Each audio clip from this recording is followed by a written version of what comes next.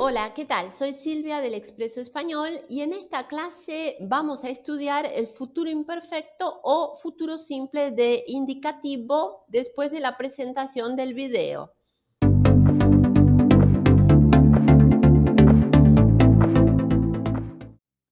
El futuro simple o futuro imperfecto de indicativo, como su nombre lo indica, me sirve para expresar acontecimientos futuros o cosas que van a acontecer y que el hablante cuando expresa la acción considera como ciertas, es decir, una realidad, cosas que en general el hablante expresa la acción del verbo como algo real. Por ejemplo, si yo digo mañana es feriado y no trabajaré, para mí es un hecho cierto.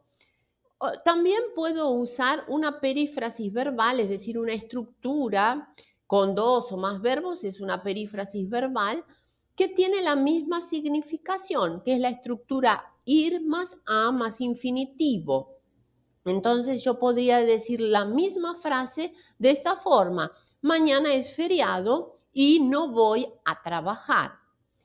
En el futuro simple, también puedo expresar algunas acciones futuras que están sujetas a condiciones. Por ejemplo, si saco la lotería, viajaré o compraré una casa. O expresar incertidumbre. María no vino a trabajar hoy. Estará enferma. Con el futuro simple también yo puedo hacer predicciones. Como por ejemplo cuando leemos el horóscopo, ¿sí? ¿Qué nos depara el destino? O expresar planes futuros, como por ejemplo, ¿qué haré en las próximas vacaciones? O el próximo fin de semana. ¿Y cómo se construye este tiempo verbal? En general, la mayoría de los verbos en futuro simple sigue el patrón de los verbos regulares, que son los que tienes en la pantalla en este momento. Es decir, no importa la conjugación verbal, si es un verbo de la primera, de la segunda o de la tercera conjugación, si es terminado en ar, en er o en ir, todos tienen estas terminaciones o desinencias y la raíz no se altera. Entonces, por ejemplo, yo tengo amar, temer y partir como verbos modelos y todos tienen las mismas terminaciones. Para yo, por ejemplo, es yo amaré, yo temeré, yo partiré. Para nosotros, hemos, amaremos, partiremos, temeremos. Para ustedes, ustedes amarán, temerán, partirán. Y fíjate que la construcción es bastante simple porque yo he tomado el verbo en infinitivo, es decir, el verbo sin conjugar, y si no sabes lo que es un verbo en infinitivo, puedes volver a las primeras clases donde yo expliqué las formas no personales del verbo y al verbo en infinitivo le he agregado las desinencias del futuro imperfecto o del futuro simple. En este ejemplo yo cantaré en el festival mañana. Tengo un verbo regular, el verbo es cantar y le he agregado la terminación e para la primera persona del singular. Yo cantaré.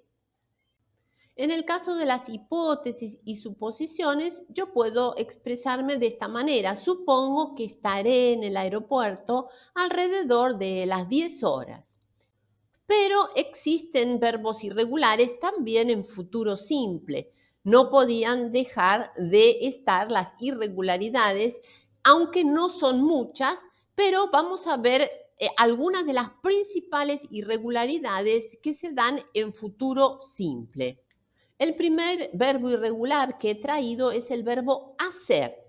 El verbo hacer sufre una sustitución de C por R y queda yo haré, tú harás, él, ella, usted hará, nosotros haremos, vosotros haréis, ellos, ellas, ustedes harán. El próximo verbo es el verbo decir, que sufre una sustitución de E por I y de C por R, quedando yo diré, tú dirás, él, ella, usted dirá, Nosotros diremos, vosotros diréis, ellos, ellas, ustedes dirán. Otros verbos irregulares y que comparten la misma irregularidad son poner, valer y salir. En el caso del verbo poner, he sustituido la E por una DR y queda yo pondré, pondrás, pondrá, nosotros pondremos, vosotros, vosotras pondréis, ellos, ellas, ustedes pondrán. Y en el caso del verbo valer, valdré, valdrás, valdrá, valdremos, valdréis, valdrán. Y en el verbo salir, sustituí la I por la DR. Saldré, saldrás, saldrá, saldremos, saldréis, saldrán.